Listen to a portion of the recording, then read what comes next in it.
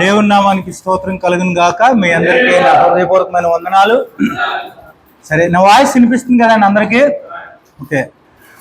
ఈరోజు మన పాఠం నడిపించుము. అంటే సేవకుడు సంఘాన్ని ఎలా నడిపిస్తున్నాడు అనే దాని గురించి మనం ఈ మొదటి క్లాస్లో వివరణ ఉంటుంది. మరి సంఘం పట్ల అలాగే సేవకుల పట్ల దేవుడు గొప్ప అద్భుత కార్యాలు చేయాలని మీరందరూ కూడా ప్రార్థించండి. ఇక్కడ నడిపించుము అనే దాని గురించి బైబిల్ గ్రంథంలో చూసినట్లయితే మరి మొదటిగా మనకి గుర్తుకొచ్చేది ఎవరండి? ఇశ్రాయేలు ప్రజలు నడిపించిన మోషే. తర్వాత చూడండి, వారితో వీరి ప్రయాణం, మోషే ప్రయాణం చాలా అద్భుతకరంగా ఆశ్చర్యకరంగా ఉంటుంది. ప్రతి అడుగడుగున అద్భుత కార్యాలు జరుగుతున్నప్పటికీ కూడా ప్రజలు, ఇశ్రాయేల్ ప్రజలు కొంత సనుక్కోవడం కొనుక్కోవడం ఇవన్నీ జరుగుతూ ఉండేవి. కానీ అయినా కానీ చూడండి, అంత జనాన్ని నడిపించాలంటే అది మామూలు విషయం కాదు. అవునండి. చూడండి, మొదటగా కొన్ని పరిశీలన మాటలు చదువుతాను. మీరు హృదయపూర్వకంగా మరి ఎంతో శ్రమపడి మీరు కూడా రోజంతా కూడా ఇక్కడ గడపాలి.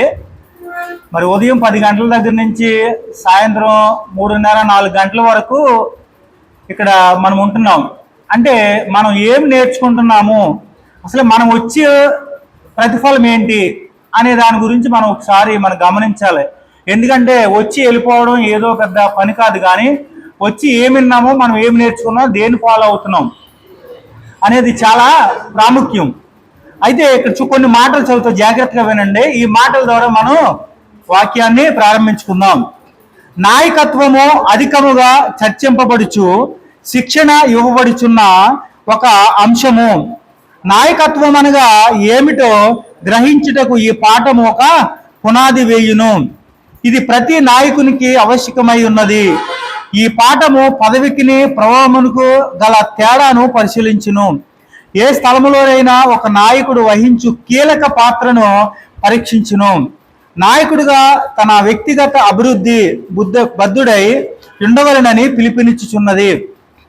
ఇక్కడ 4 మెయిన్ పాత్రలో ఈ వాక్యం ఉంటుంది. నాయకత్వము యొక్క అర్థము గ్రహించెదరు.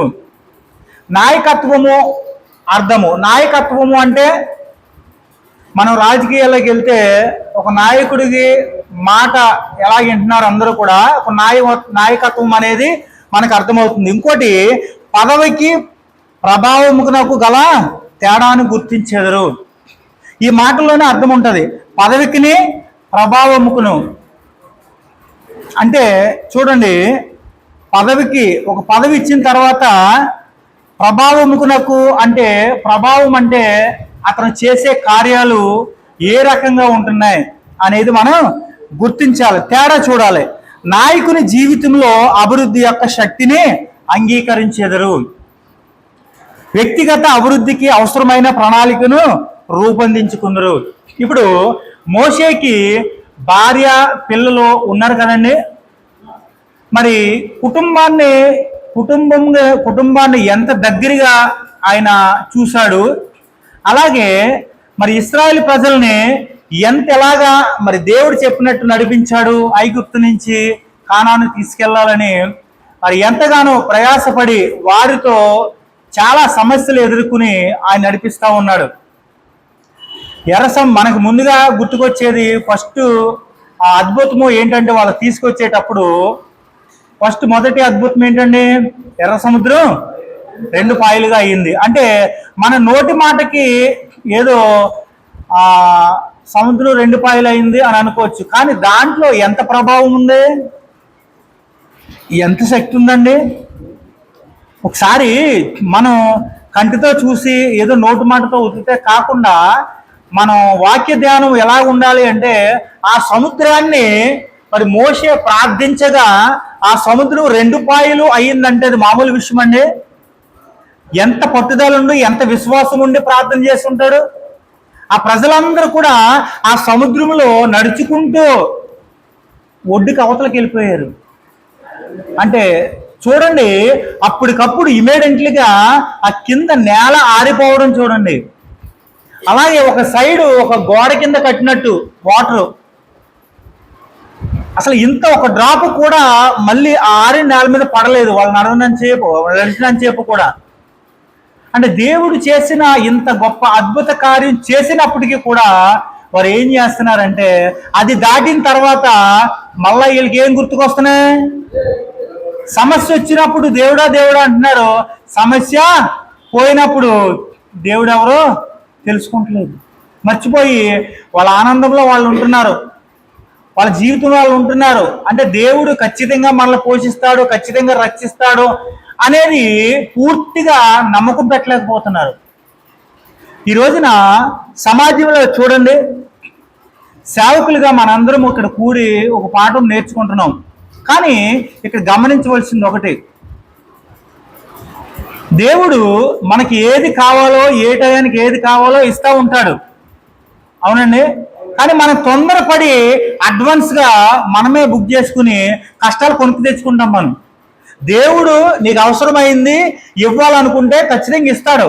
లేదు ఆ పక్కింటోడు ఎవడో కొనుక్కున్నాడు, నాకు అదే కావాలి అదే కావాలంటే ఏమవుతుంది పరిస్థితి?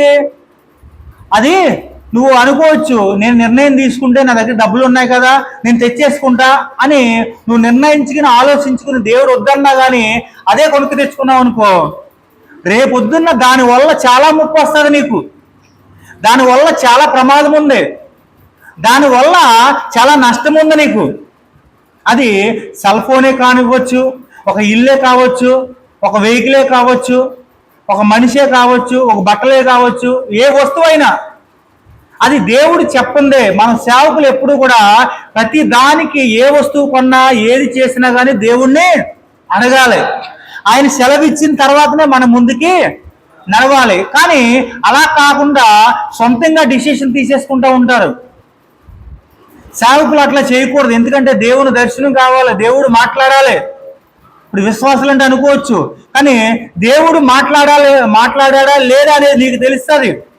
నువ్వు ఎంతగా ప్రార్థనలో ఉన్నావో, నువ్వు ఎంతగా దేవుని స్తుతిస్తున్నావో, దేవునికి ఎంత దగ్గరగా జీవిస్తున్నావో అనేది దేవునికి తెలుసు. దేవుడు ఏం పని చేయమంటున్నాడు, ఏం పని చేయొద్దు అంటున్నాడు నీకు ఆల్రెడీ బలి వెలుగుతూ ఉంటుంది, సిగ్నల్ ఇస్తూ ఉంటుంది, దేవుడు మాట్లాడుతూ ఉంటాడు. కానీ నువ్వు ఏం చేస్తావు? దాన్ని పక్కకు నెట్టేసి నీ ఆశలు నెరవేర్చుకుంటూ ఉంటావు. నీ ఆశలు, నీ కోరికలు ఈ సేవ చేస్తున్నప్పుడు ఇది దేవుని పని, కానీ నీ సొంత అభిప్రాయంతో చేసినప్పుడు చాలా తలనొప్పులు వస్తాయి. చూడండి, ఒక చిన్న ఉపమానం చెప్తా మీకు. ఇప్పుడు ఒక కారు కొనుక్కున్నాం అనుకోండి, కారు కొనుక్కున్నప్పుడు అది సందుల్లో గొంతుల్లో నడిపినప్పుడు ఎంత కష్టం ఉంటుంది? ఇక్కడ ఎంతమంది కారు గురించి తెలుసండి? ఓకే, బైక్ గురించి తెలుసా అందరికీ? సరే, బైక్ ఉందనుకోండి, ఆ బైక్ని చిన్న చిన్న రోడ్లలో, గుంతల రోడ్లలో నడిపితే ఎలా కనిపిస్తుంది? మీరు స్పందించాలి, ఇబ్బందిగా ఫీల్ అవుతారు, అవునా కదా? సందుల్లోను గుంతల్లోనూ అన్ని గోతులు ఉన్నాయంటావు, కానీ నీకు ఎక్కడ డ్రైవింగ్ చేయాలని బాగుంటుంది? హైవే మీద అయితే స్మూత్గా వెళ్ళిపోద్ది, కానీ ప్రమాదం ఉంది.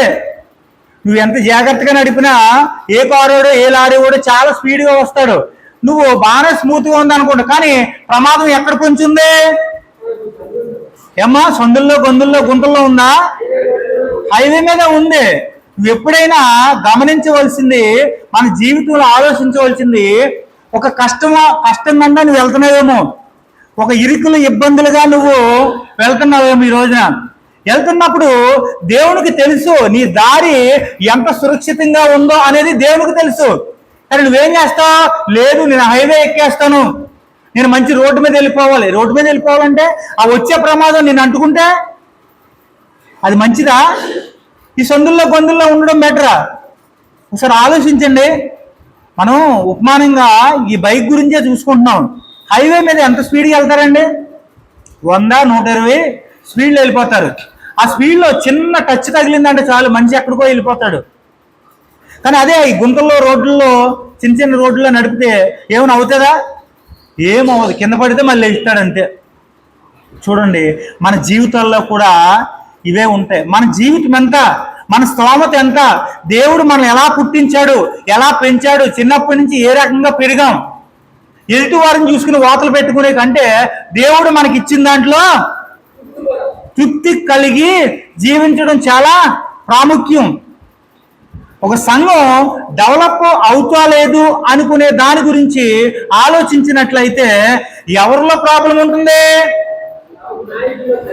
నాయకుల్లోనే ప్రాబ్లం, సేవకుల్లోనే ప్రాబ్లం.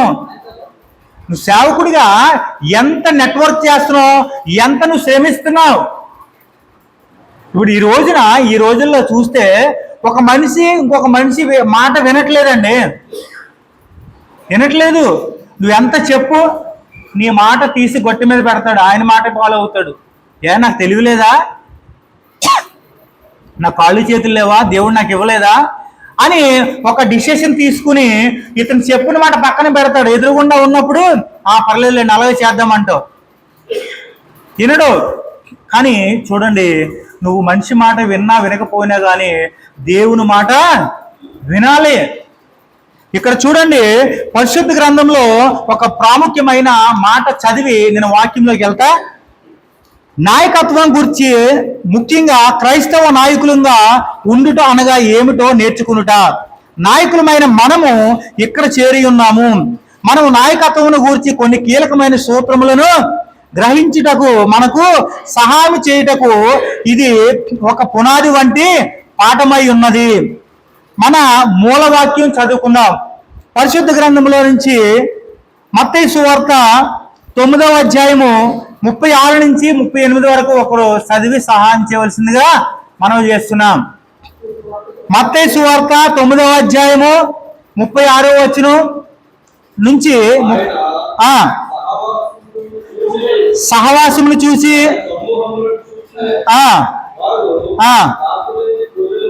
కాపరు లేని గొర్రెల వలె విసికి చెదిరి ఉన్నందున వారి మీద కనికరపడి కోత విస్తారమే గాని పనివారు కొద్దిగా ఉన్నారు గనుక తన కోతకు పనివారిని పంపుమని కోత యజమానిని వేడుకునడని తన శిష్యులతో చెప్పెను. హల్లెలూయా. దేవుని నామానికి స్తోత్రం కలుగును గాక. ఇక్కడ దేవుడు మన అందరితో మాట్లాడుతున్నాడు. సేవకులుగా మనం ఏం చేయాలంటే వాక్యం విన్నప్పుడు పర్సనల్ విషయాలన్నీ పక్కకు పెట్టేసుకోవాలి. ఓకే, శ్రద్ధగా హార్ట్ ఇక్కడే ఉండాలి, మైండ్ ఇక్కడే ఉండాలి, అన్ని ఇక్కడే ఉండి మన వాక్యాన్ని ధ్యానించాలి. దేవుడు నాతో ఒకలాగా మాట్లాడతాడు, మీతో ఒకలాగా మాట్లాడతాడు, అందరితో ఒకేలాగా మాట్లాడు. అంటే ఇక్కడ చూడండి, ఆయన సమూహములను చూచి వారు ఎలా ఉన్నారంట? కాపరి లేని గొర్రెల వలె. మనకి అందరికీ తెలుసు, గొర్రెల మంద ఉన్నదంటే ఖచ్చితంగా కాపరులు ఉంటారు. వెనక ఒకరు ఉంటారు, ముందు ఒకరు ఉంటారు, వెనక ముందు ఉంటారు. అవసరమైతే నలుగురు ఉంటే పక్కన కూడా ఉంటారు, 4 పక్కలు ఉంటారు. ఎందుకంటే ఎటు చెదిరిపోకుండా గొర్రెల్ని ఎంతలా కాపాడతారు అంతలాగా మన జీవితాలతో పోల్చాడు దేవుడు. చూడండి, మనం గొర్రెలమే. ఏదన్నా మార్కెట్లో ఏదైనా పుకారు వచ్చింది అనుకోండి, ఈ ప్రతి వాళ్ళు అదే నమ్ముతారు. ఏదన్నా ఒక ట్రెండ్, ఏదన్నా బట్టల విషయంలో పలానోళ్ళు పలాంది తొడుగుతున్నారు, పలాంది డ్రెస్ మెయింటైన్ చేస్తున్నారు, ఇది కొత్త ట్రెండ్ అంటే ఈ ప్రతి వాళ్ళు అదే డ్రెస్ కుట్టించడం మొదలు పెడతారు. ఏదైనా బైకులు కొన్నారనుకోండి, నేను అప్పుడు ఫస్ట్లో స్ప్లెండర్ ప్లస్ అంటే చాలా పేరు అంటే బైకుల్లో, కానీ ఒక్కో టైంలో చేతక్ అంటే పేరు, ఒక్కో టైంలో లోనా అంటే పేరు, ఒక్కో టైంలో సైకిల్ ఏదో రాయల్ హీరోనా ఏదో ఉంది కదా, ఏమంటారు, ర్యాలీయా, హీరో ఆ హీరో ఉంది. ఇవన్నీ కూడా ఒక్కొక్క టైంలో చాలా మంది దాన్ని ఫాలో అవుతూ ఉంటారు. ఏది మార్కెట్లో కొత్తగా వచ్చిందో దాన్ని ఫాలో అవుతూ ఉంటారు. అంటే చూడండి, వాడు ఏదో ఫాలో అయ్యాడు, ఆ రోజు మనకెందుకు, నేను ఇంకోటి తీసుకోవచ్చు కదా అనుకోరు, వెళ్ళి అదే కొంటారు. అందుకనే గొర్రెలు చూడండి ఎలా ఉన్నారంట, కాపరలేని గొర్రెల వలె విసికి చెదిరి ఉన్నందున వారి మీద కనికరపడి కోత విస్తారమే కానీ పనివారి కొద్దిగా ఉన్నారు. ఈ మాటలు గొప్ప అద్భుతమైన అర్థం ఉందండి. కోత విస్తారంగా ఉందా లేదా? ఇప్పుడు మనం సువార్త ప్రకటించాలి అంటే అన్యులు ఉండే ప్రదేశాల్లోకి వెళ్ళి వాక్యం చెప్పాలంటే ఎంతో కొంత రిస్క్ ఉంది. రిస్క్ లేకుండా లేదు, చాలా రిస్క్ ఉంది. ఈ రోజుల్లో ఇంకా రిస్క్ ఉంది. అవసరమైతే కొడతారు కూడా, అవసరమైతే కొడతారు. కానీ నువ్వు చెప్పే విధానం, నువ్వు చేసే విధానం, నువ్వు అక్కడ మెసులుకునే విధానం చాలా కరెక్ట్గా ఉండాలి. ప్రార్థనాపూర్వకంగా బయలుదేరాలి. ప్రార్థనాపూర్వకంగా బయలుదేరినప్పుడు దేవుడు అక్కడ అద్భుత కార్యం చేస్తాడు. అంతేగాని నీ ఇష్టం వచ్చినట్టు మామూలుగా పైన ప్రార్థన చేసుకుని బైబిల్ పట్టుకుపోయి ఆ ఏరియాకి అన్యులుండే ప్రదేశానికి వెళ్ళిపోయి ఒక మూఢత్వంగా మైక్ పట్టుకుని నువ్వు మాట్లాడేంత మాత్రాన అక్కడ ఏ ఆత్మ రక్షింపబడదు, ఏ అన్యుడు రక్షింపబడడు. కాక నిన్ను కొట్టే ప్రదేశాలు, అక్కడ కొట్టించుకునే ఒక సమావేశం ఏర్పడిపోద్ది. నువ్వు ప్రార్థనాపూర్వకంగా బయలుదేరావంటే నువ్వు ఆ ఏరియాలో ఏ వ్యక్తిని రక్షించాలో, ఎవరిని నువ్వు రక్షించాలో దేవుడు చూసుకుంటాడు. కానీ నువ్వు ప్రార్థనాపూర్వకంగా బలమైన ప్రార్థనతో బయలుదేరి ఆ ఏరియాలో నుంచుంటే వారి సహాయం గురించి ఏదో మాట ద్వారా నీతో మాట్లాడతారు. మాట్లాడినప్పుడు అప్పుడు సువార్త చేయాలి. అంతేగాని నేను దేవుని బిడ్డని, నేను దేవుని పరిచర్య చేస్తున్నాను అని 10 మందిలో చెప్పుకోవాలంటే మాత్రం కష్టం. ఈ కొనుక్కు తెచ్చుకున్నట్టే, దారం డెలివరీని పిలిపించి కొట్టించుకున్నట్టే ఉంటుంది. మనం చేసే పనులు కొన్ని మూర్ఖత్వం టైప్లో ఉంటుంది. దారంటే వెళ్ళినాడు పిలిచి బాబు ఇటు రామ్మ నన్ను దవడ మీద కొట్టు అన్నట్టు ఉంటుంది వ్యాపారం. ఏముంటుంది చెప్పండి? వాడు మారతాడా? మనం దెబ్బలు తింటాం తప్ప. ఏ టైంలో తినమన్నాడు, ఏ టైంలో చేశాడు? పౌలు శీలలు వాళ్ళు ఎలా చేశారండి సేవ? వాళ్ళు మనకి చాలా మార్గదర్శి కింద ఉన్నారు. వాళ్ళ మార్గాలు వేరు. వాళ్ళు చాలా అద్భుతమైన సేవ చేశారు. వాళ్ళు ఎలా కష్టపడ్డారో గవర్నమెంట్నే ఎదిరించారు వారు. గవర్నమెంట్ ఆ ఏరియాలో సేవ చేసే వాళ్ళని జైల్లో పెట్టండి అన్నప్పుడు పౌలు శీలలో చేసేటప్పుడు వాళ్ళని తీసుకెళ్ళి జైల్లో పెట్టారు. జైల్లో పెట్టేసి ఎలా పెట్టారు? మామూలుగానా? వాళ్ళు ఏదో నరహంతకులు, ఏదో మొత్తం ఉగ్రవాదులు అన్నట్టుగా వాళ్ళకి 2 కాళ్ళకి చెక్క హోల్ చేసి కాళ్ళు దాంట్లో పెట్టి వెనకాల సంఖ్యలు కట్టేసి, ఈ సంఖ్యలు మళ్ళీ ఎక్కడికన్నా ఏదో బాగోదని ఒక గుండు పెద్ద బండ, ఆ బండకి పెట్టేస్తే వీళ్ళు చూడండి, మనం అవుతే ఆ రకంగా ఒకసారి ఆలోచించండి. వారు ఆ జైల్లో కూడా ఉండి ఎంతగా దేవుని స్తుతించారు, ఎంతగా దేవుణ్ణి ఆరాధించారు. పౌలు అంటాడు, అందుకో శీల పాట అందుకో, దేవుణ్ణి ప్రార్థిద్దాం, పాటలు పాడదాం అని ఒక ఉద్రేకంగా కాళ్ళంటే రక్తాలు కారిపోతున్నాయి, చేతులంటే రక్తాలు కారిపోతున్నాయి. అయినా కానీ ఆఫ్టర్ ఆల్ శరీరం ఇది మట్టిలో కలిసిపోయేది. ఇంత దెబ్బలు తిన్నప్పుడే మనం దేవుణ్ణి ఆరాధించాలి, ఇంత దెబ్బలు తిన్నప్పుడే మనం దేవుని స్తుతించాలి అని ఒక వైబ్రేషన్ వచ్చేస్తుంది వాళ్ళకి. వాళ్ళు కొట్టినా కానీ నవ్వుకుంటున్నారండి. వాళ్ళు కొట్టినా కానీ రక్తం వచ్చినా కానీ ఇలా గిల్లినా కోసినా కానీ వాళ్ళ బ్లడ్లో నుంచే యేసుక్రీస్తు అనే స్వరం మీద పడుతుంది. అది మామూలు పరిచర్య కాదు. ఎందుకు? ఆయన పరిశుద్ధ గ్రంథంలో అన్ని పుస్తకాలు రాశారైనా పౌలు గారు. ఆ ఎనర్జీ రావాలి, ఆ ఊపు మనకి, ఆ ఫైర్ అనేది కావాలి మనకి. ఒక సేవకుడు ఎంతసేపు ఒక నిద్రముఖములా ఉంటే కాదు అసలు. చూడండి, వాళ్ళ జైల్లో పెట్టినప్పుడు, వాళ్ళు జైల్లో పెట్టిన తర్వాత వాళ్ళు భోజనం పెట్టినా కానీ ఏదెట్టినా కానీ వాళ్ళు ఎంతసేపు వాళ్ళ మైండ్ ఎక్కడుంది? దేవుని మీదే. దేవుని రాజ్యంలో మన ప్లేసు అధికము సంపాదించుకోవాలి, దేవుని రాజ్యంలో గొప్ప కిరీటం పొందుకోవాలి అని ఆశ వాళ్ళకి. మామూలు కాదండి. ఆయన ఏమంటాడు ఆఖరిగా? ఏమంటున్నాడు చూడండి, బ్రతికితే క్రీస్తు కొరకు, చావైతే నా ఇంకా లాభం. మన పరలోక రాజ్యం వెళ్ళాలంటే ఈ పలంగా బట్టలతో ఉన్నట్లు వేసి వెళ్ళిపోతామా? వెళ్ళమా? నువ్వు పరలోక రాజ్యంలో ఉండాలంటే చనిపోవాలి. ఆ చనిపోయేదేదో సురక్షితంగా, ఏ కష్టమో లేకుండా, ఏ నష్టమో లేకోకుండా అలా నిద్రపోయి ఇలా పోతే సరిపోయిందా? కాదు. ఈ శరీరం ఈ మట్టిలో కలిసిపోయింది. ఈ శరీరం చాలా కష్టపడాలి. నీ శరీరం ద్వారా అనేక పనులు రావాలి, అనేక పనులు చేయాలి, ప్రతి దానికి శ్రమించాలి. నీ ఒంట్లో నుంచి చెమట కారాలి. నీవు పలికే మాటల ద్వారా అక్కడ గొప్ప ఆరాధన జరగాలి. ప్రతి విషయం అణువణువున అరికాల నుంచి నన్నెత్తి వరకు కూడా బాగా ప్రతి పార్ట్ కూడా దేవుల్లో వాడబడాలి. ఎంతసేపు శరీరాన్ని సుఖపెడుతున్నామా, ఎంతసేపు కంటికి నిద్ర అవుతున్నామా, ఎంతసేపు నోటికి పని పెట్టి ఏం తింటున్నామా, ఏం తాగుతున్నామా, ఇది అనవసరం. ఇది వద్దు సేవకుడికి. ఎంతసేపు మన గోల్ ఏంటి?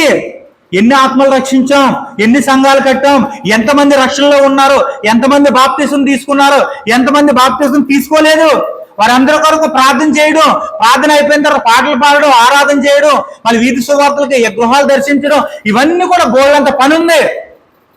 కానీ పని అంతా పక్కన పెట్టి ఎంతసేపు నీ గృహం చుట్టూ తిరుగుతున్నావా? నీ భార్య ఎలా ఉంది, నీ పిల్లలు ఎలా ఉన్నారు, నా భార్య సుఖపడుతుందా, నా పిల్లలు సుఖపడుతున్నారా, నేను ఆస్తి కొంత కూడగెట్టుకుంటున్నా, నేను ఎంత నిలవేశాను, నేను చనిపోతే మా కొడుకులకి గట్ట సరిపోతుందా? ఇది అవసరమా అండి? ఇది ఉండకూడదు. దేవుని బిడ్డలకి ఇది ఉండకూడదు. కోత ఎంతో విస్తారంగా ఉంది అంటున్నాడు, కానీ పరివారు పొదువుగా ఉన్నారు, తక్కువగా ఉన్నారు. ఇప్పుడు ఒక సేవకుడికి ఎంతమంది గొర్రెలు ఉండాలి? దేవుడు చెప్పిన ప్రకారంగా ఎంతమంది ఉండాలండి?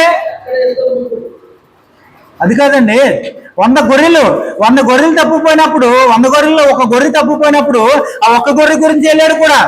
అంటే ఒక మాటగా ఒక సేవకుడు మైండ్లో సంఘస్థుల పేర్లు ఎన్ని పేర్లు గుర్తుంటాయండి?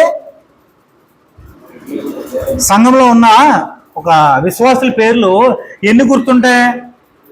ఒక 500 పేర్లు గుర్తుంటాయా ఏమండి? నువ్వు మనుషులు చూస్తేనే గుర్తుపడతావు పలానోళ్ళ పేరు ఇదని. నువ్వు మనుషులు లేకోకుండా ఇప్పుడు పెన్న పేపర్ ఇస్తా, మీకు లైవ్ పరీక్ష పెడతా, జాగ్రత్తగా వాక్యాన్ని వినండి. నేను లైవ్ పరీక్ష పెడతా, పెన్ను పేపర్ ఇస్తా. మీ సంఘంలో ఉన్న వాళ్ళ పేర్లు ప్రతి పేరు రాయగలదురా? ఎంతమంది మా గుర్తు తెచ్చుకుని రాస్తే 100 పేర్లు రాస్తారు.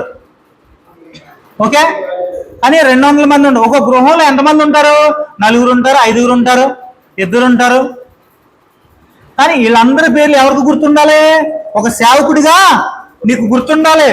నువ్వు ఒక సంఘంలో చూడండి, ఇంట్లో ఒక వ్యక్తిని రక్షిస్తే సరిపోతుందా? ఒక వ్యక్తి బాప్తిసం తీసుకుంటే సరిపోతుందా? వారి ఇంట్లో వాళ్ళందరూ ఏమండి? అందరూ రక్షణ పొందాలి. మరి పొందారా? పొందలేదు. ఇప్పుడు మనం ఇంట్లోనే చాలా సేవ ఉంది. మన చర్చిలోనే, మన సంఘంలోనే చాలా సేవ ఉంది. నువ్వు కరెక్ట్గా వాక్యం చెబితే, నువ్వు వాక్యాన్ని ధ్యానించి కరెక్ట్గా బోధిస్తే ఖచ్చితంగా గృహంతో సహా, అంటే చూడండి, గృహంలో ఎంతమంది ఉన్నారో కుటుంబ సమేతంగా దేవుని మందిరంలో ఉండాలి. తల్లిదండ్రులు వస్తే పిల్లలు రారు, పిల్లలు వస్తే తల్లిదండ్రులు రారు, ఎవరో ఒకరు ఇంటికాడ ఉంటారు. అంటే కుటుంబ సమేతంగా దేవుని మందిరంలో. ఆ కుటుంబంలో మళ్ళీ ఏదో ఒకరు బ్యాలెన్స్ బాప్తిసం తీసుకోరు. గమనించండి, వీరందరూ కూడా బాప్తిసం తీసుకోవాలి, దేవుని రాజ్యంలో ఉండాలి. దేవుని బాటలో నడిపించడానికి దేవుడు మనల్ని నిలబెట్టాడు. అంటే ఎన్ని ఆత్మలు రక్షిస్తున్నాం? సంవత్సరానికి ఎంతమందికి బాప్తిసం ఇస్తున్నాం మనం? ఈ సంవత్సరం 10 మందికి ఇచ్చామనుకోండి, వచ్చే సంవత్సరం ఏమి అవ్వాలి? కనీసం ఒక 5 మంది కానీ 10 మంది కానీ పెరగాలి, డబుల్ అవ్వాలి. డబుల్ అవ్వట్లేదు, ఇంకా ఉండకుండా తగ్గిపోతున్నారు. అంటే తగ్గిపోతున్నారంటే నీ పరిచర్య ఎలా ఉంది? నీ ధ్యాస ఎక్కడుంది? కుటుంబం మీద ఉందా, సంఘం మీద ఉందా? నువ్వు కుటుంబాన్ని ఎలా చూసుకుంటున్నావో సంఘాన్ని కూడా అలాగే చూసుకోవాలి. నువ్వు ఒక నాయకుడువు, నడిపించే నాయకుడువు. నీకు ఇంట్లో ఎంతైతే విలువ ఉందో సంఘంలో కూడా అంతే విలువ ఉంది. అర్థమవుతుందండి? సంఘంలో ఎంత ఉందో, ఇంట్లో ఎంత ఉందో బయట కూడా అంతే ఉంటుంది. నువ్వు చేసే పనిని బట్టి దేవునిలో ఎంతగా వాడబడుతున్నావో. ఇక్కడ చూడండి, ఈ మాటలు వ్రాసింది, ఈ వాక్యము సంబంధించినది మనము సాధారణముగా అనుకుంటాం. నిశ్చయముగా యేసు సువార్త ఎన్నడూ వినని వారిని గూర్చి చింతించుచున్నాడు. దేవుని ఆకలి ఎక్కడుందంటండి? ఎప్పుడు కూడా, ఎన్నడూ కూడా యేసు క్రీస్తు గురించి విన్నని చోట ఆయన ఆకలి ఉంది. ఆయన ఆశ అంతా అక్కడే ఉంది. వాళ్ళకి యేసుని గూర్చి పరిచయం చేయాలి. అటువంటి వారు ఎక్కడున్నారో వారిని కనుగొని మనం వెళ్ళాలి సువార్త చెప్పడానికి. అంతేగాని తెలిసినోడికే తెలిసింది 10 సార్లు చెప్పామనుకోండి, వాల్యూ లేదు. మనం దేని కొరకు పోరాడుతున్నాం? మనం దేని కొరకు పోరాడుతున్నామండి?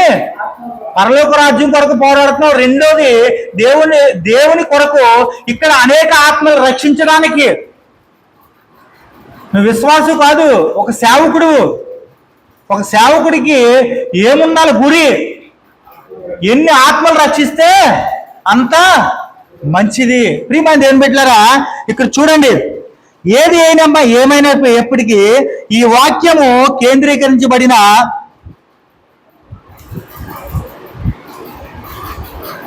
ఈ వాక్యము భాగంలో యేసు తన సొంత ప్రజలైన యూదులతో మాట్లాడుచున్నాడు.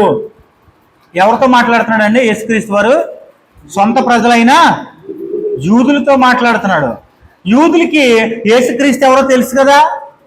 కానీ యేసుక్రీస్తు అంటాడు, మీ గురించి చెప్తున్నా చూడండి, కోత ఎంతో విస్తారంగా ఉంది.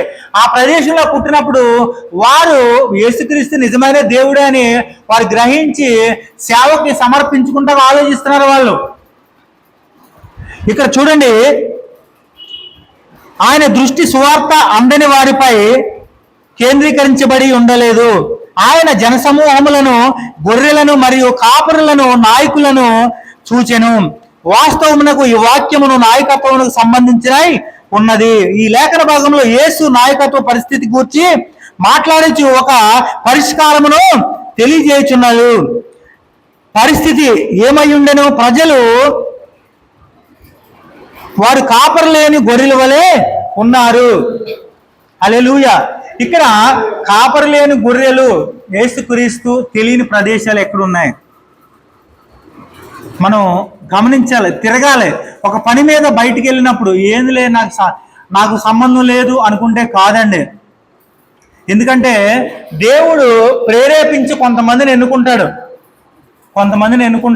ఇప్పుడు నేను ఇక్కడ కూడిక జరిగించాలి, బైబిల్ క్లాస్ నడిపించాలి అని కొన్ని సంవత్సరాలుగా ప్రార్థిస్తూ ఉన్నాం. ప్రార్థించినప్పుడు దేవుడు ఏర్పరిచాడు, మీకు ఇచ్చాడు సమయం. ఈ సమయంలో మీరున్నారు. మీరు ఎంతగా నేర్చుకుని దేవుని కొరకు ఎంత ప్రయాసపడుతున్నారో అనేది ఒకసారి మీరు గమనించాలి. సమయము అన్ని చోట్ల ఉండదు. చాలా మందికి సమయం దొరకదు.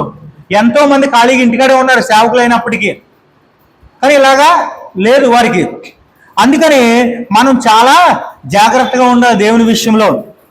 ఇక్కడ చూద్దాం, పరిష్కారం ఏమై ఉండెను? పనివారి కొరకు లేక కాపరులు, నాయకుల కొరకు ప్రార్థించుట.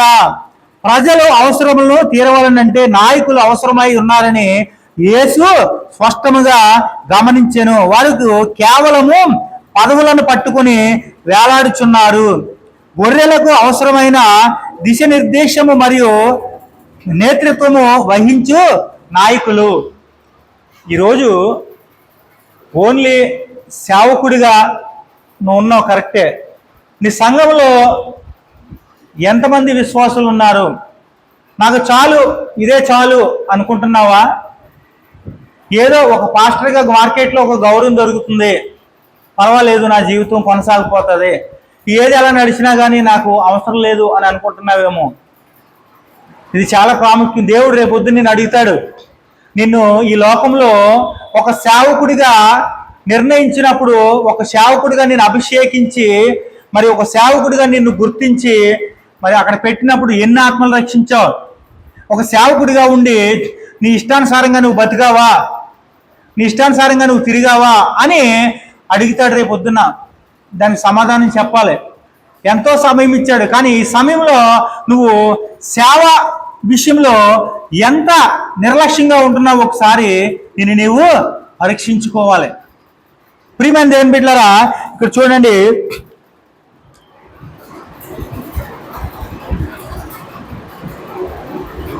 మొదటి సాముయేలు గ్రంథము 13వ అధ్యాయము 14వ వచనం ఒకసారి చదువుతారా? మొదటి సాముయేలు గ్రంథము 13వ అధ్యాయము 14వ వచనం. యెహోవా తన చిత్తానుసారమైన మనసులలో ఎక్కడి పడుకుని ఉన్నాడు. నీకు ఆజ్ఞాపించిన దాన్ని నీవు కైకొనకపోతుంది కనుక యెహోవా తన జనుల మీద అతనిని అధిపతిగా నియమించును. హల్లెలూయా. ఇక్కడ గొర్రెలు కాయు కాపరిగా నుండినైన రాజు అయిన దావీదు ఈ మూడింటిని శక్తివంతంగా కార్యసాధకముగాను మిళితము చేసెను. ఆయన దేవుని హృదయానుసారుడై మనుష్యుడు అని పిలువబడినంతగా తన తలతో దేవుని ఎరిగి ఉన్నాడు. దావీదు మహారాజు ఇశ్రాయేల్ ప్రజల్ని ఎలా నడిపించాడు, మోషే ఎలా నడిపించాడు, యెహోషువ ఎలా నడిపించాడు, ఒకసారి ఈ భక్తులందరినీ కూడా మనం జ్ఞాపకం చేసుకోవాలి. దీంట్లో మీకు ఏ భక్తుడు అంటే బాగా ఇష్టం?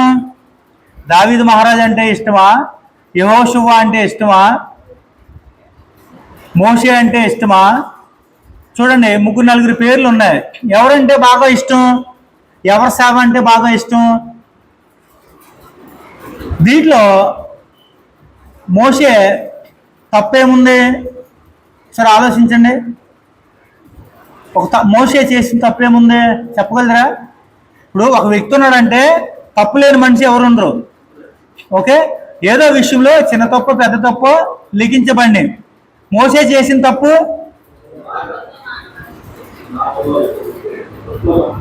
అది దేవునితోనండి.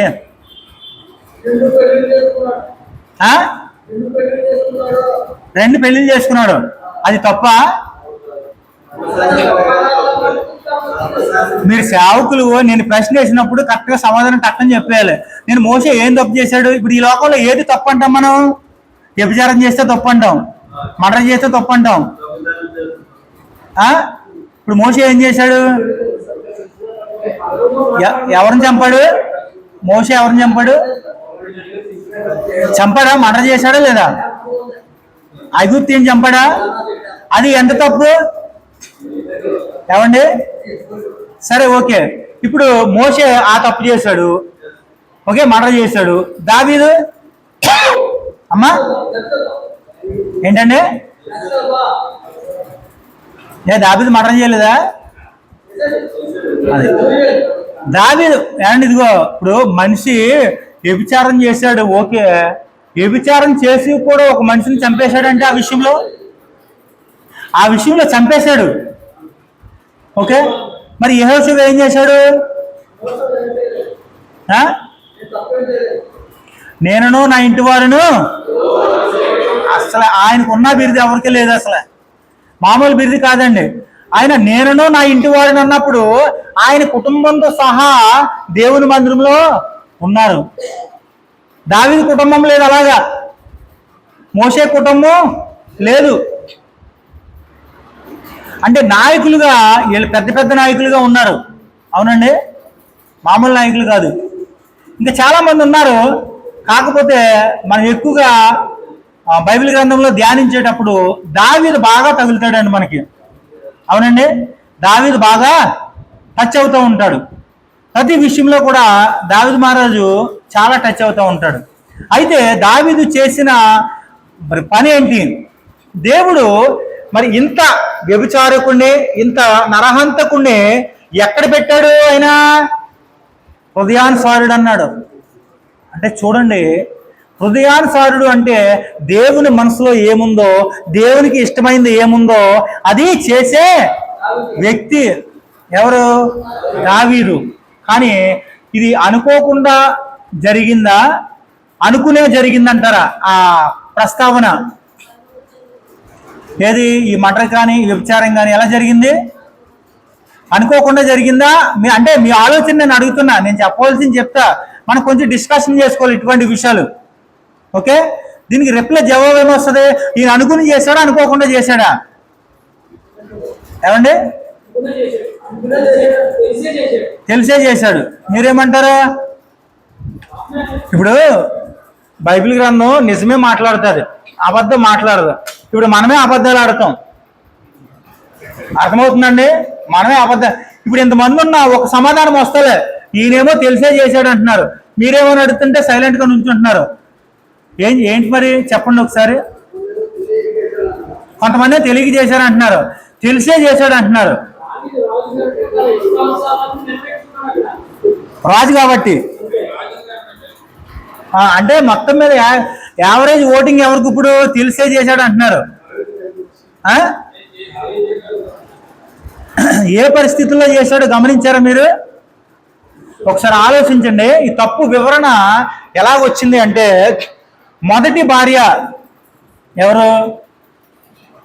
మేకాలు, అవునండి.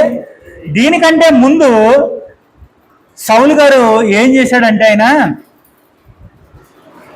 నువ్వు నా కూతుర్ని పెళ్లి చేసుకోవాలంటే పెద్ద కూతుర్నిచ్చి నీకు పెళ్లి చేస్తానని చెప్పి మాట ఇచ్చాడు. పెద్ద కూతురు పేరు ఏం పేరు? మీకు రావాలో తెలవాలి, ఇప్పుడు నేను చెప్పను. సౌలు పెద్ద కూతురు పేరు ఏం పేరు? అని నేను బైబిల్ చూసానా? బైబిల్ చెప్పు కూడా తీయలేదు. మెరబు.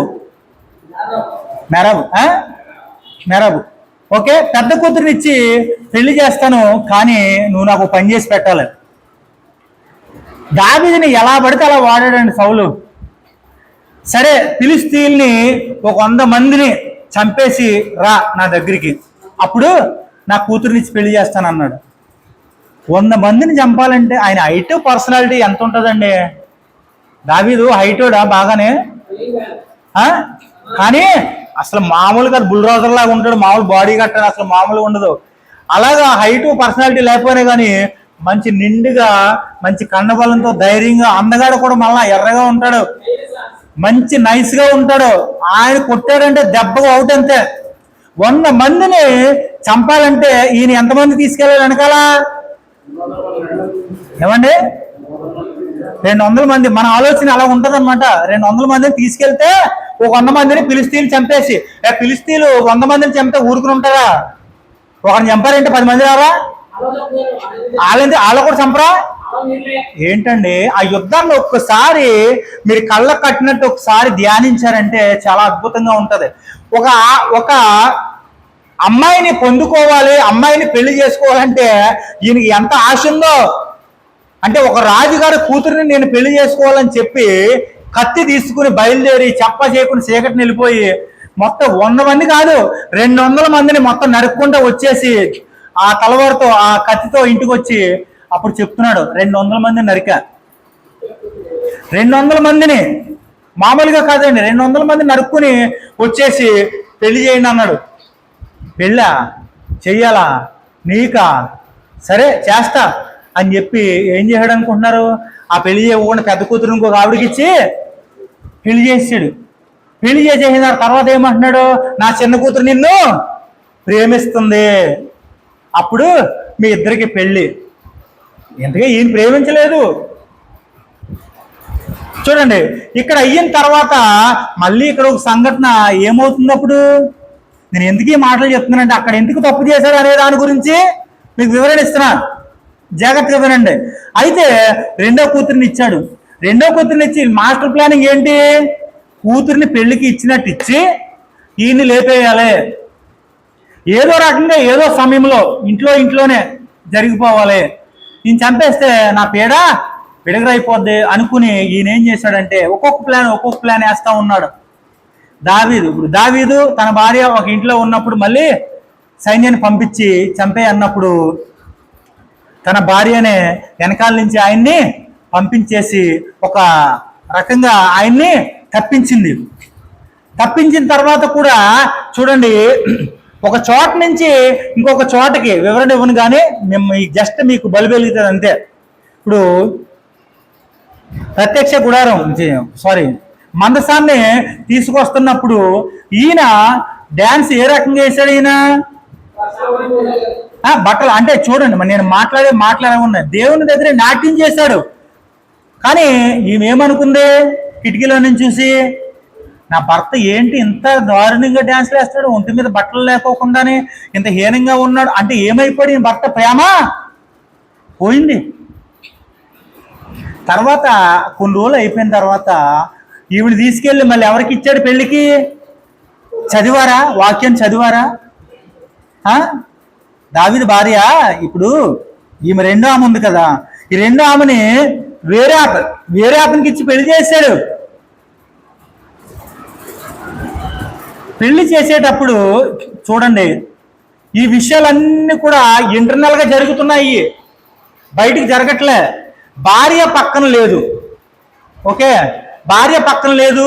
తర్వాత రాజు హోదాలో ఉన్నాడు. ఈయన అనాలోచనగా భార్య గురించి, కుటుంబం గురించి ఆలోచిస్తూ ఉన్నాడు.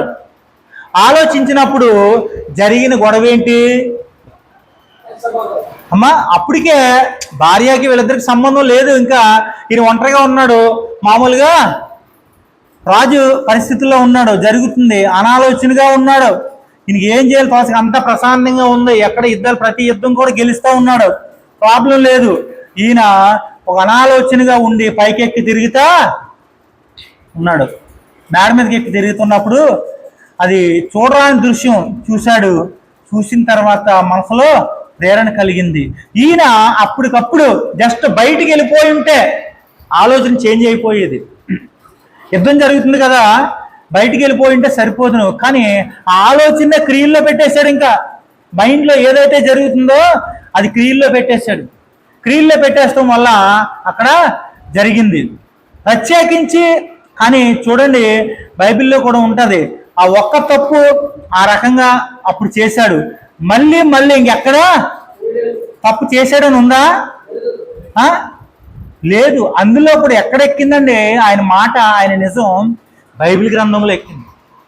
బైబిల్ గ్రంథంలో చాలా స్పష్టంగా, అంటే ఎంత నిజాయితీ పరుడు ఒకసారి ఆలోచించండి. మనకి కళ్ళకి కట్టినట్టు ఒక తప్పు, ఆయన చేసిన తప్పు చాలా క్లారిటీగా రాయించుకొచ్చేసాడు.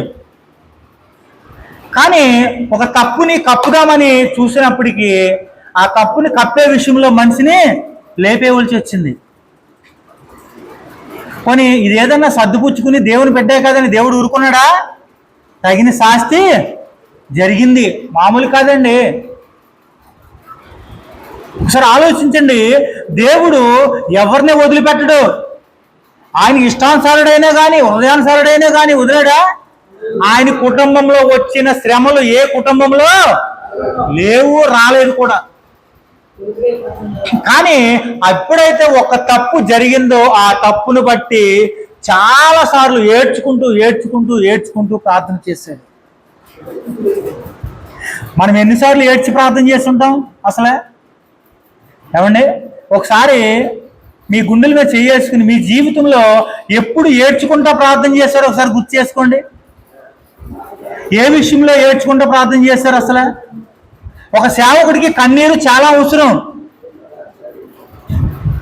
కన్నీరు చాలా అవసరం. దేవుడు అడిగాడంట ఉదయకాల సమయం ముందు దేవదూతల్ని ఒక ప్రశ్న వేశాడు. మీరు భూమి మీదకి వెళ్ళి నాకు ఇష్టమైనది ఏంటో అది తీసుకుని రండి అన్నప్పుడు, మీకు అందరికీ తెలిసే ఉంటుంది, ఇష్టమైనది తీసుకుని రా అన్నప్పుడు దేవదూతలు బయలుదేరి ప్రతి గృహాన్ని దర్శించారంట. ప్రతి గృహాన్ని దర్శించినప్పుడు ఎక్కువగా స్తుతులు చెల్లిస్తున్నారు, ఎక్కువగా ప్రార్థన చేస్తున్నారు. వాళ్ళందరూ కూడా దేవుణ్ణి ఎక్కువగా స్తుతులు ఎవరైతే చెల్లిస్తున్నారో వారి ప్రార్థనలన్నీ తీసుకెళ్లి దేవుని దగ్గర పెడుతుంటే దేవుడు అన్నాడంట, ఇది కాదు నాకు కావాల్సింది, ఇది కాదు. ఇంకా చాలా మంది ఇంకా ప్రార్థన చేసి అది కావాలేవో, ఇది కావాలేవో, అది ఇది అని, ఇది లేదు. అసలు ఇదేంటబ్బా, ఇంత తెచ్చినా కానీ దేవునికి ఇష్టమైనది ఇంకా ఏముంది? స్తుతులే కదా, ఆయన స్తుతించడమే కదా. ఆయన ప్రార్థిస్తూ ఇంకొక ఆవిడ అయితే గంటలు ప్రార్థన చేస్తుందంట. ఆ ప్రార్థనలన్నీ ఆయన దగ్గర చేర్చారు. ఇది కూడా కాదన్నాడు. ఏమై ఉంటదంటారు? కన్నీటి ప్రార్థన. కన్నీటి ప్రార్థన అంటే నీ కంటిలో నుంచి ఎన్ని డ్రాప్లు అయితే రాలి కింద పడుతున్నాయో నీకు తెలిసేది. కింద పడినప్పుడు మట్టిలో కలిసిపోతున్నాయి కన్నీరు బొట్టు. కానీ నీ కన్నీరు ఎప్పుడైతే కింద పడుతుందో దేవదూతలు చేత్తో దోషులతో పట్టుకుని ఆయన దగ్గరికి చేరవేస్తున్నారు. హల్లెలూయా, దేవుని నామానికి స్తోత్రం కలుగును గాక. నీ కన్నీరు బొట్లు కనీసం నేల మీద పడుతున్నాయా? ఈ రోజున అటువంటి సేవకులు కనబడట్లేదు, చూద్దామన్నా కనపడట్లేదు. నేను ఎందుకు ఏడవాలి? మళ్ళీ 4:4 ఫిలిప్పీ 4:4 ఏముందండి? ఒకళ్ళు తీయండి బైబిల్, అందరొద్దు. ఏమని ఉంది? ఆనందించుడే ఒకసారి చదవండి, తెలుస్తుంది వాక్యం ఏముందో. ఫిలిప్పీ 4:4. సంతోషంగా ఆ, ఎల్లప్పుడూ ప్రభువునందు ఆనందించుడి. ఆ, అలా చేస్తున్న ఆనందించుడి.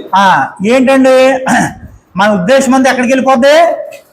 ఆనందించుడి, ఎల్లప్పుడూ ఆనందించండి. మళ్ళా చెప్తున్నా ఆనందించండి, 2 సార్లు చెప్పాడు.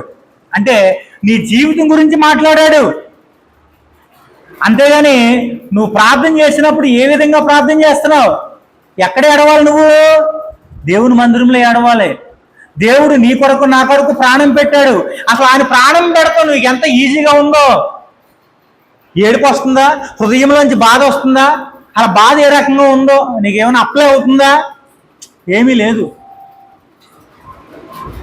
ఇది మంచిది కాదు. మన హృదయ ప్రేరణ ఖచ్చితంగా రావాలి. ఆయన ప్రాణం మామూలు ప్రాణం కాదండి. నీ కొరకు నా కొరకు అంటే నువ్వు చేసిన ప్రతి పాపాన్ని బట్టి ఆయన శిక్ష అనుభవించేశాడు అప్పుడే. అది తలుచుకుంటూ, అంటే నువ్వేమేం పాపాలు చేసావో, దేవునికి ఇష్టం లేకుండా పాపాలు, వాటిని బట్టి నువ్వు ప్రార్థన చేస్తూ కుమిలి కుమిలి ఏడ్చి కన్నీరు బొట్టు కనీసం రాలుతుందా? అప్పుడు ఆ కన్నీటి బొట్టు ఎవరైతే ఏడ్చుకున్నారో ప్రార్థన చేస్తున్నారో ఆ కన్నీటి బొట్లు తీసుకెళ్ళి దేవదూతలు దేవునికి ఇస్తే, ఇది నాకు కావాల్సింది భూమి మీద, ఇది నేను కోరుకున్నది. నువ్వు ఎప్పుడైతే నీ కంటిలో నుంచి ఆ కన్నీటి బొట్టు రాలిందనుకో, నీ హృదయము ఎలా ఉందో, నీ ప్రవర్తన ఎలా ఉందో, నీ చూపులు ఎలా ఉన్నాయో, నీ మనిషి రూపం ఎలా ఉందో, నీ ఆలోచన ప్రతి ఒక్కటి కూడా ఆ కన్నీటి బొట్టులో తెలిసిపోతుంది. నువ్వు మోసం చేసేవాడవా, దగా చేసేవాడవా, అబద్ధాలు ఆడేవాడవా, దొంగతనం చేసేవాడా, వ్యభిచారం చేసేవాడు, ప్రతి ఒక్కటి కూడా దాంట్లో ఒక డ్రాప్ అండి. ఎంత ఉంటుందండి కన్నీటి బొట్టు? ఒక చుక్క. దాని ఆకారం చూస్తే చాలా చిన్నది, గోరి ఇట్లా ఇంత. అటువంటి డ్రాప్ గురించి దేవునికి ఇష్టపడుతుంది. అటువంటి డ్రాప్ నీ కంటిలోంచి వస్తుందా? ఎప్పుడు వస్తుంది? ముసలమ్మ ముచ్చట్లు చెప్పుకుని అరుగుల మీద కూర్చుని మామూలుగా ఏదో సందడిగా ఏదో నవ్వుకుని బాగా నవ్వుకుని కళ్ళంట నీళ్ళు వచ్చేలాగా నవ్వుకుంటారు. ఆనంద బాష్పాలు అంటాయి. చూడండి, మన కంటిలో 2 రకాల మార్పులు ఉన్నాయి. నీకు బాధ వచ్చినా కంటిలోంచి నీళ్ళు వస్తాయి, నీకు సంతోషం వచ్చినా కంటిలోంచి నీళ్ళు వస్తాయి. చూడండి, ఆ రెండిట్లోనే వేరియేషను. మన బ్లడ్ ఒకసారి శాంపుల్కి ఇచ్చామనుకోండి, ఏ రోగం ఉందో తెలిసిపోద్ది. నువ్వు మంచోడువా చెడ్డోడువా అనేది కాదు అక్కడ. నీ ఆరోగ్యం బాగుందా లేదా అనేది, ఎన్ని జబ్బులు ఉన్నాయో, ఎన్ని రోగాలు ఉన్నాయో దాంట్లో తెలిసిపోతుంది. అంటే చూడండి, ఒక్కొక్క రోగానికి ఒక్కొక్క రక్తబొట్టు ఎవరు, అన్ని రోగాలు కలిపి ఒక బ్లడ్ ఇస్తే చాలు, నీకు ఏ రోగం ఉందో తెలిసిపోతుంది. ఆరోగ్యంగా ఉన్నావా, అనారోగ్యంగా ఉన్నావా. అలాగే చూడండి, నీ కంటిలోంచి వచ్చే నీళ్లు ఏ రకంగా ఉన్నాయనేది నిన్ను పరిశీలన చేయగలవు. ప్రియమైన దేవుని బిడ్డలారా, ఇక్కడ చూడండి, కోతకు పనివారు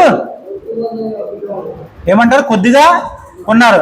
కొద్దిగా ఉన్నప్పుడు మనం ఖచ్చితంగా సేవకుల్ని రెడీ చేయాలి. మేము ఎందుకు ఈ నిర్ణయం తీసుకున్నాము అంటే, అంటే గ్రామంలో అనేక చోట్ల కూడా మామూలుగా సంఘస్థులు పిలిచి ప్రార్థన పెట్టొచ్చు. వాళ్ళు వినేసి వెళ్ళిపోతూ ఉంటారు. కానీ శిష్యులకి చెప్పామనుకోండి, మీరు ఎంతమందికి చెప్తారు? ఎన్ని సంఘాల్లో చెప్తారు? ఇప్పుడు ఇక్కడ దాదాపు ఒక 20 మంది ఉన్నారనుకోండి. 20 మంది ఉన్నారు కదా, 20 మంది అంటే 20 సంఘాల్లో వాక్యాన్ని బోధిస్తారు. ఆ 20 మంది సంఘాల్లో బోధించినప్పుడు, ఒక్కొక్క సంఘంలో 100 మంది ఉన్నప్పుడు కనీసం ఒక్కొక్కళ్ళన్నా మారుతారు, ఖచ్చితంగా చేంజ్ అవుతారు.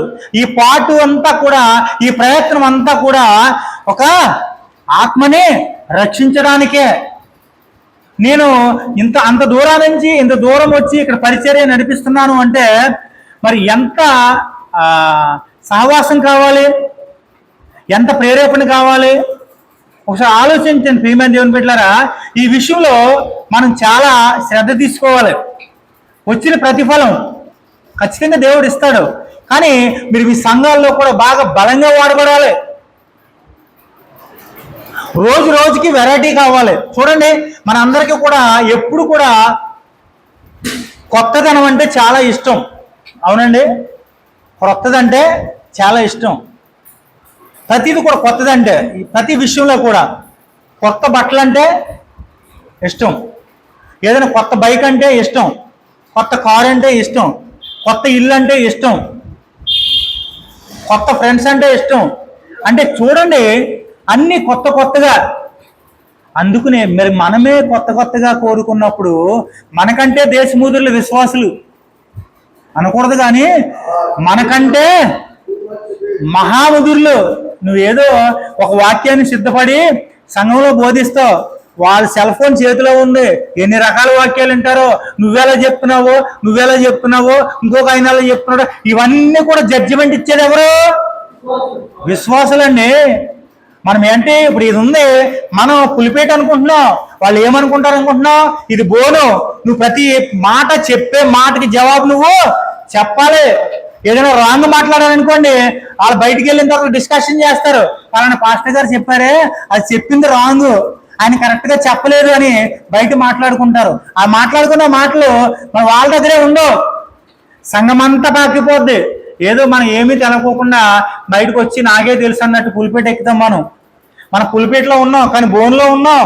చాలా జాగ్రత్తగా ఉండాలి. కోర్టులో బోన్లో ఉన్నవాడు ఏం చేస్తాడు, చాలా జాగ్రత్తగా చట్ట బట్టనలు గిప్పేసింది అనుకోండి, తోలు తీసేస్తారు అక్కడ. మామూలుగా కాదు, పోలీసులు సరిగ్గా జాగ్రత్తగా బటన్ పెట్టుకుని జాగ్రత్తగా ఇట్లా ఉండి ఒక రకంగా మాట్లాడాలి.